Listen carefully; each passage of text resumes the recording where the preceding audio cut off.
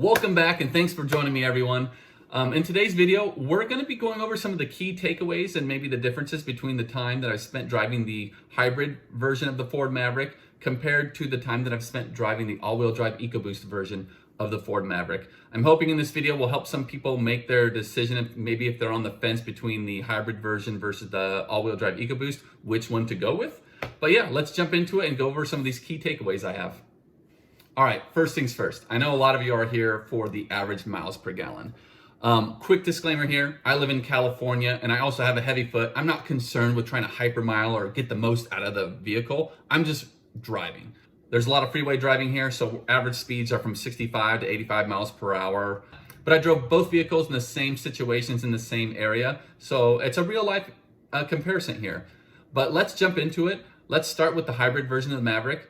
I drove that vehicle for about a little over 15,000 miles, and my average miles per gallon over that 15,000 miles was 32.1 miles per gallon.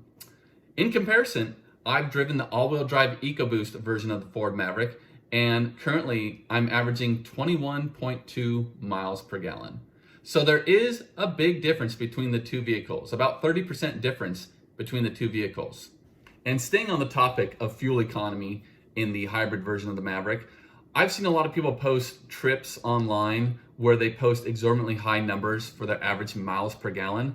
Take notice of the time it took them to get to their destination. A lot of these, the average speed they're driving at is between like 25 and 40 miles per hour. If they're out in the middle of nowhere by themselves and they could sit on the road going super slow, yeah, you could really push the hybrid version of the Maverick and just try to stay only in the electric motor.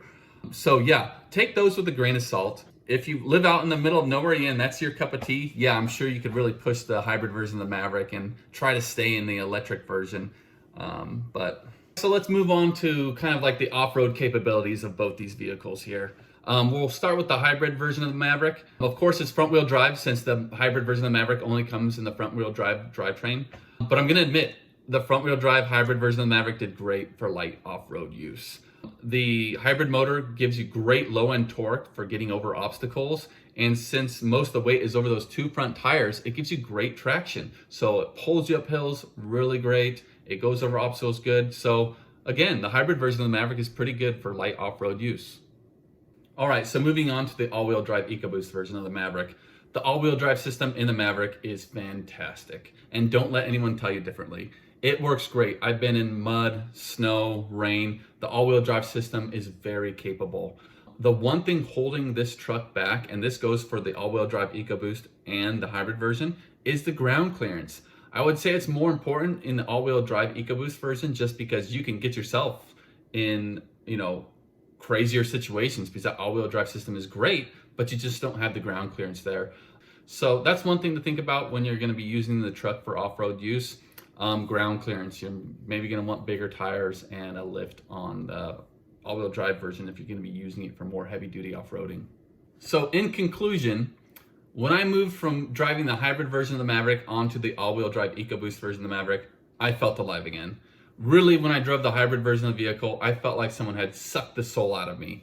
I was really concerned with my fuel consumption and getting those high miles per gallon, and I just wasn't having fun driving. When I moved on to the all-wheel drive EcoBoost version of the vehicle, that all-wheel drive system has great traction, it's really quick, and it's very capable, so driving became fun again.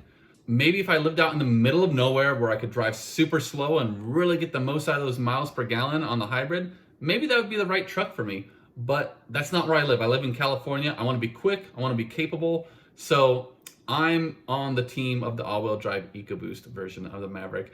Let me know what you guys think about in the comments, and you can argue with me there, but like and subscribe, and we'll see you next week with another video.